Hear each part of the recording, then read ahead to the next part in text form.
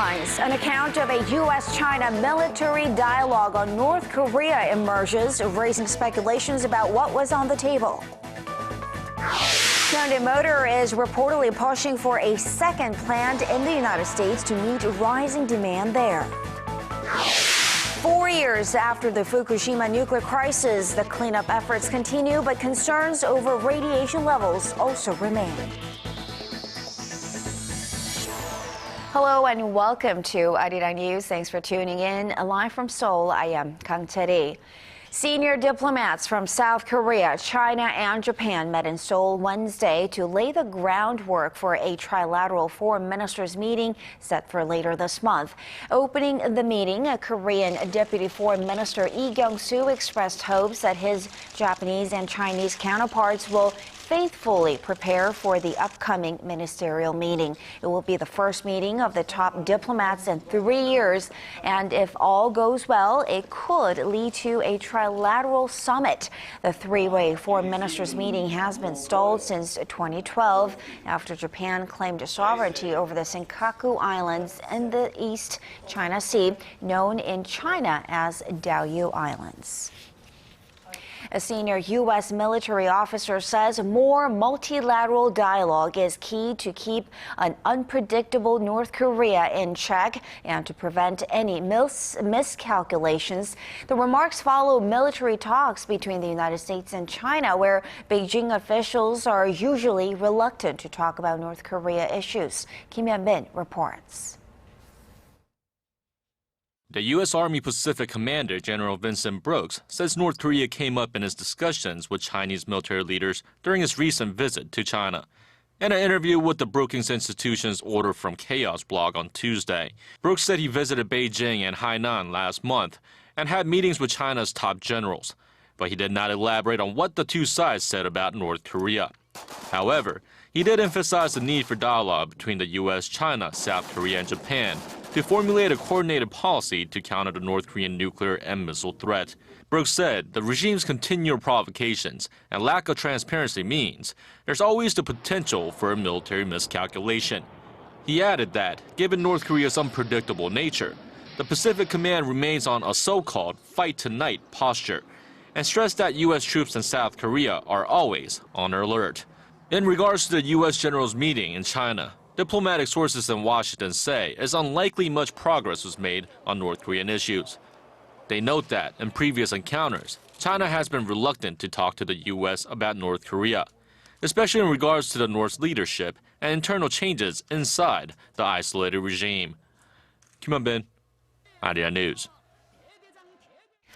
Pyongyang is unlikely to carry out a nuclear test or missile launch over the next few months. This is according to the U.S. website 38 North that said, based on its satellite imagery, there are only signs of regular maintenance at North Korea's Punggye nuclear test site and the Seoul satellite launching station. This analysis comes amid speculation that the North might carry out provocation in response to the ongoing annual military drills between South Korea and the United States. Korea's presidential office has reiterated its position that no decision can be made about the deployment of a U.S. missile defense system to South Korea simply because there has been no request from Washington.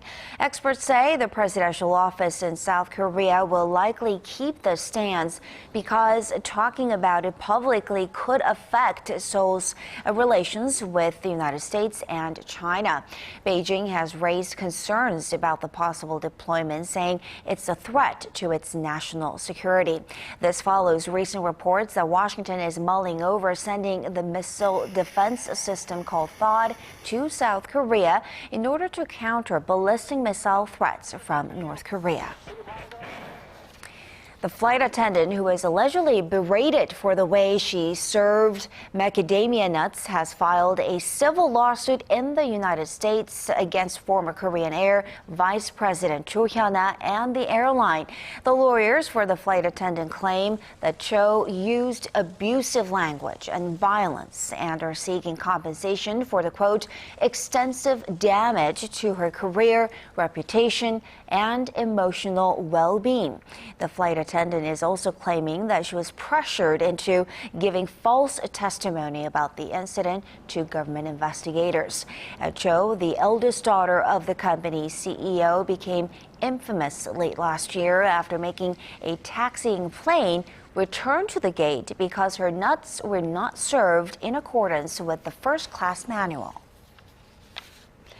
Korea's zeal for education is known around the world, but that exuberance has put a tremendous amount of pressure on its children. What's ironic is, though, that these kids say they feel healthy. Our Connie Kim has a story.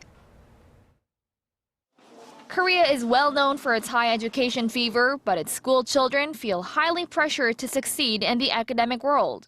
A report by the Korea Institute for Health and Social Affairs measuring Korean children's academic stress shows more than 50% of children in a 2013 survey scored a 3 or higher out of 4 on the academic stress index, higher than the global average. The index accounts for elements such as children's preschool enrollment and academic achievements. While stress typically takes a toll on a person's health, the report says this isn't the case for Korean children. When asked about their health, an overwhelming 97% of the children surveyed said they believe they're in good or average physical health. The research conductor says these seemingly contradictory results reflect the unique Korean characteristic of enduring hardship and the high priority on education. In Korea, admission to a prestigious university is considered an important milestone. I believe this widespread perception partly shapes students' ability to endure stress and feel physically fine. Psychologists, however, worry that children do not feel the need to relieve stress. That, if left unchecked, could lead to various side effects, such as violent behavior or addiction. There are generally 2 ways of relieving stress: calming yourself down or letting it out. For children, it's important that parents acknowledge their stress levels and help them let it out. Writing in a journal or taking the time to enjoy a hobby are recommended outlets. But psychologists say these are just a band-aid on the problem. What's more important, they say, is for Korean society to reflect on its values. Whether that's loading kids with homework for academic success or raising kids that are both physically and mentally healthy. Connie Kim, ARIRANG News. Exactly 4 years ago today, Japan was hit with a massive earthquake and tsunami that claimed so many lives and destroyed 3 reactors at the Fukushima nuclear power plant. The cleanup efforts have continued in the region, but residents there still worry about radiation levels. Our Son Jung-in reports. Life is gradually returning to normal in the disaster-stricken Fukushima region as workers continue their efforts to clean up the area and lower radiation levels. Kawauchi, located within 20 kilometers of the Fukushima power plant, is one of the villages that has had its evacuation advisory lifted since the meltdown disaster 4 years ago, but only 7 of its 274 former residents have decided to return. It's hard to say whether the town will ever be the same. I've told my son to return to the village with his family, but I can't force them as it is ultimately their decision. Over 117,000 former residents from Fukushima are reluctant to return home due to fears of high radiation levels. And the potential long-term implications, including cancer, are causing more concern. The number of children diagnosed with thyroid cancer is increasing in Japan, with more than 100 confirmed or suspected cases after tests of nearly 400,000 children. Before the disaster, there were just 1 to 2 cases of thyroid cancer in a million among Japanese children. Another concern is the treatment of farmland that remains contaminated with higher than natural levels of radiocesium in some regions. With no distinct plans to address the problem, efforts to decontaminate the soil are generating a massive amount of radioactive waste, which is packed into black bags and moved to temporary sites. Some Japanese people still remain doubtful about what the government is telling them about radiation levels and safety, saying the government has failed to protect them. Son Jung-in, ARIRANG News.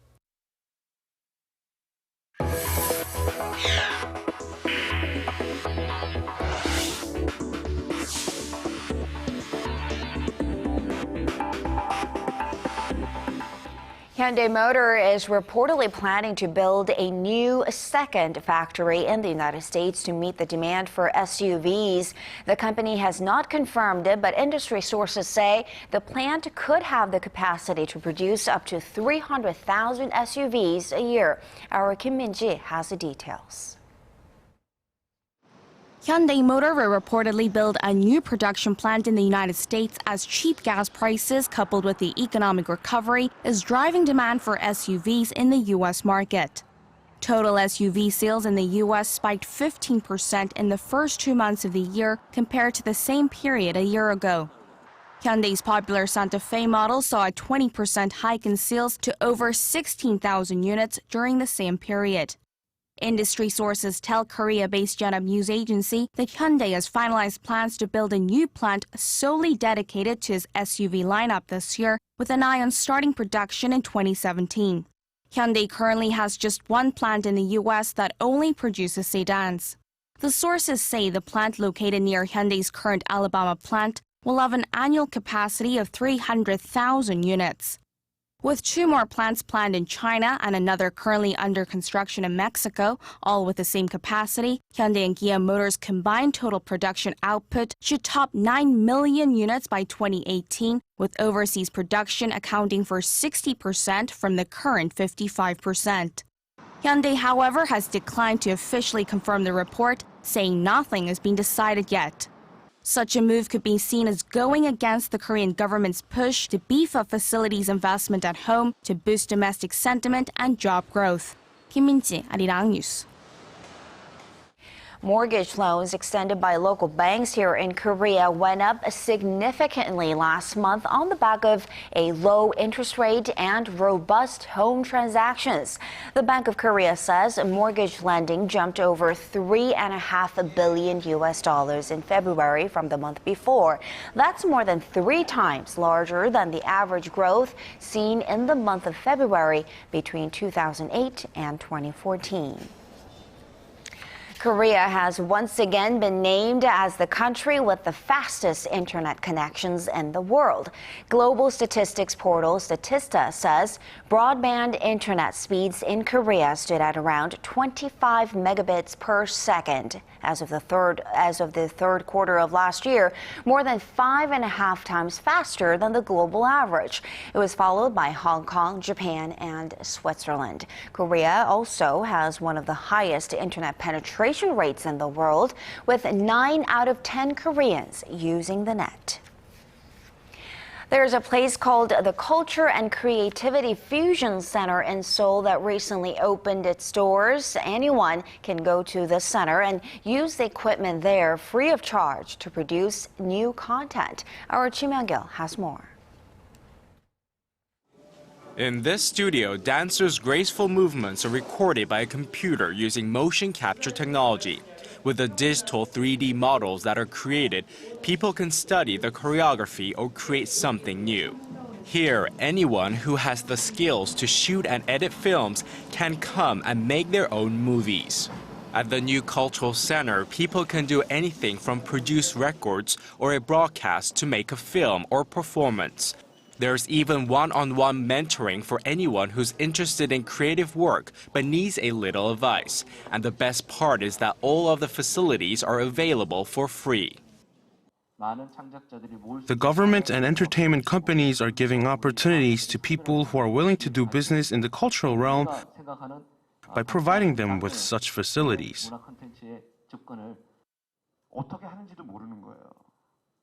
The government is trying to help people who don't know how to start a cultural business by providing funding and consulting programs. This culture center is part of the government's efforts to transform small ideas and the products of a creative imagination into commercial mass media products. The best creations will be sent to venture companies for production. I hope the Culture Center will help Korea's cultural content industry to create a fusion of new ideas and a culture industry as we are lagging behind globally.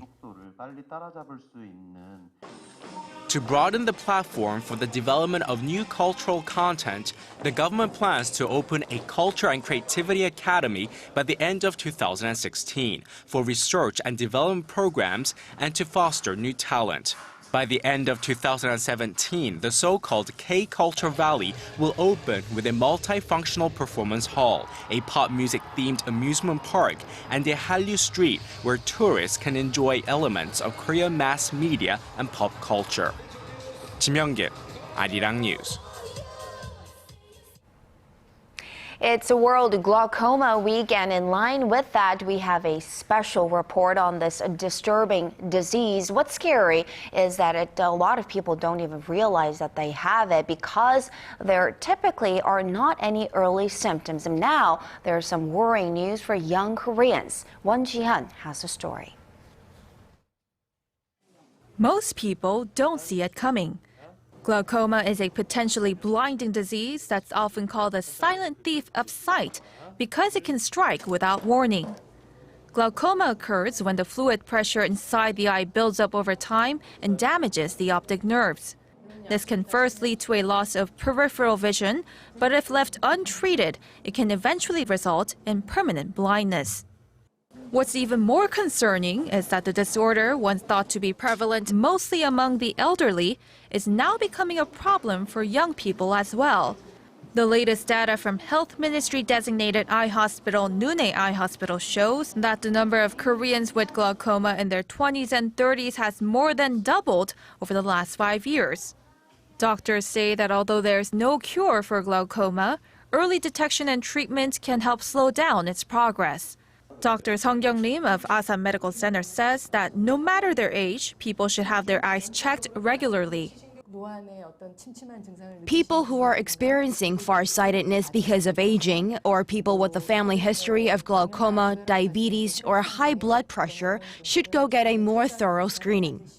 The World Health Organization says glaucoma is the world's second leading cause of blindness and that an estimated 60 million people have been affected by it. Won Ji-hyun, ARIRANG News.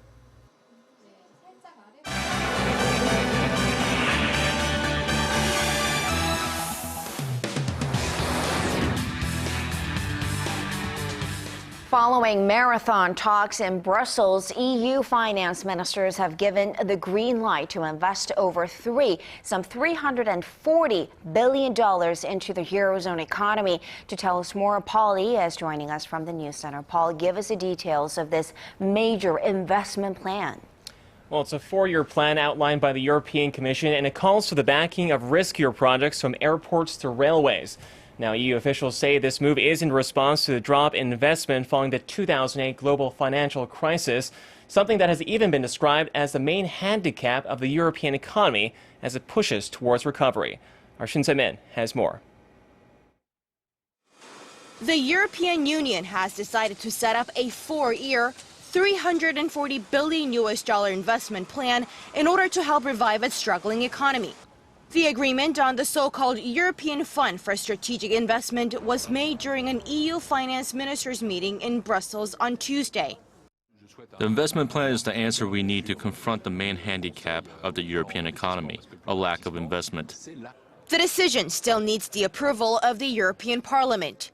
If approved, EU officials say the stimulus plan could be up and running by the end of June or July. Under the plan, a guaranteed fund of $22 billion will be set up, with the hope of attracting some $340 billion through private investment by 2017. Italy announced that it would inject $8.5 billion into the fund, after Germany and France said they would contribute the same amount. Spain also vowed to chip in $1.6 billion. But none of the other EU countries have committed to investing in the fund. The ministers also agreed on other matters. France was given 2 extra years to bring its deficit below the 3% threshold, the third time the country has been granted an extension. Paris now has more time to implement reforms and cut spending amid feeble economic growth and low inflation. France has been exceeding the EU's deficit target of 3% of GDP for 6 straight years. Greece's economic woes also came up. Germany's finance minister said Athens will receive no more aid until the country's international creditors are satisfied that it has delivered on its reform commitments. Shin Se-min, ARIRANG News. Now, shifting to the United States, the former Secretary of State Hillary Clinton is addressing head-on the growing controversy surrounding her use of private emails while in office. Paul, this comes at one of the worst times for Clinton, I would say, especially when she's expected to announce her second presidential bid. That's right. She's been under heavy fire from Republican members of Congress. They've been criticizing her use of a personal email account for official business when serving as America's top diplomat. They claim the move was an attempt to cover up important facts about her work from the public. In an attempt to defuse the situation, Clinton held a press conference at the United Nations in New York on Tuesday. There she said she regretted her choice in correspondence, but stressed she didn't violate any rules. When I got to work as Secretary of State, I opted for convenience to use my personal email account, which was allowed by the State Department, because I thought it would be easier to carry just one device for my work and for my personal emails instead of two.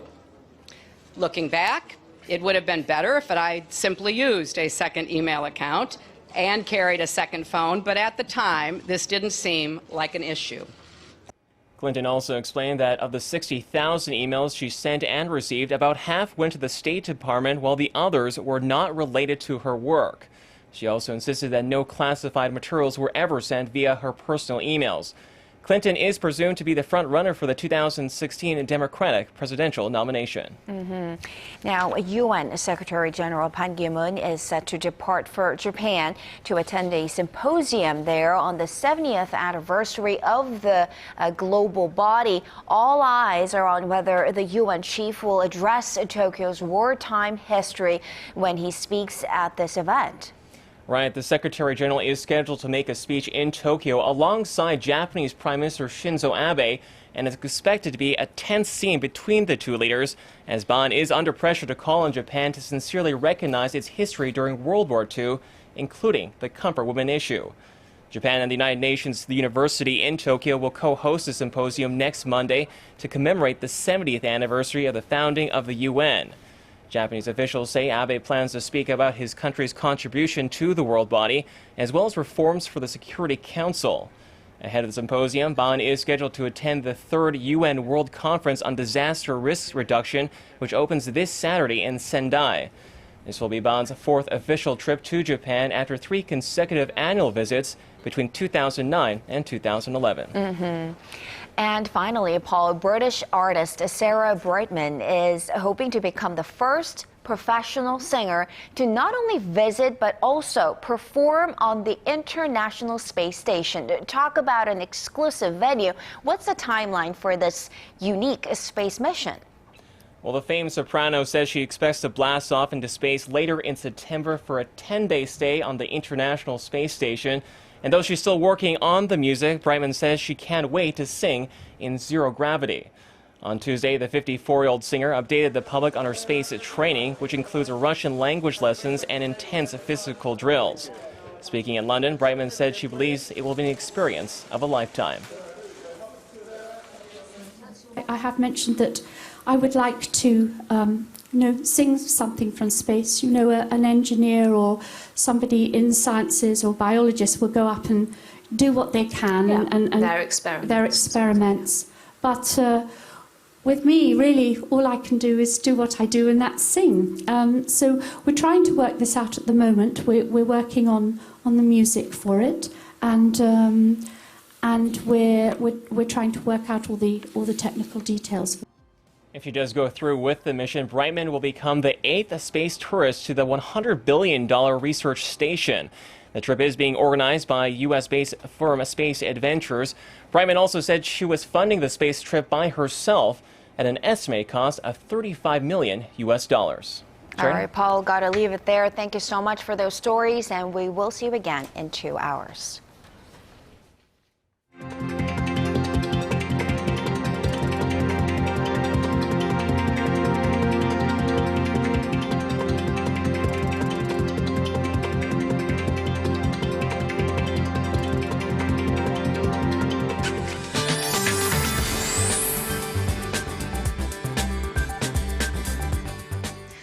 everyone, welcome. I'm Kim Bo-kyung with your weather outlook. It was a cold winter day with clear skies, that is, for most regions, but light flurries and showers are falling in parts of Gyeongsang-Bukdo province, and more snow showers are in store through tomorrow. About a centimeter is expected for Gyeonggi-do, Gangwon-do, and Jeollado provinces, and about 5 millimeters of precipitation should fall in those regions. Now, dry weather advisories continue for most parts of the country, including the capital, so make sure to stay hydrated.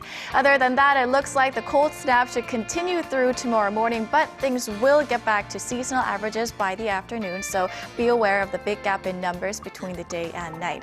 On to tomorrow's readings. The daytime high here in the capital hits 7, Daegu and Gwangju 13, Busan hits 11. Meanwhile, Daejeon reaches a high of 9, Dokdo 5, Mount Kumgang -5. Those are the updates we're following on this Wednesday evening. I'll see you soon. Thank you so much, Bo-kyung, and that will do it for this edition of ARIRANG News. Thanks for watching.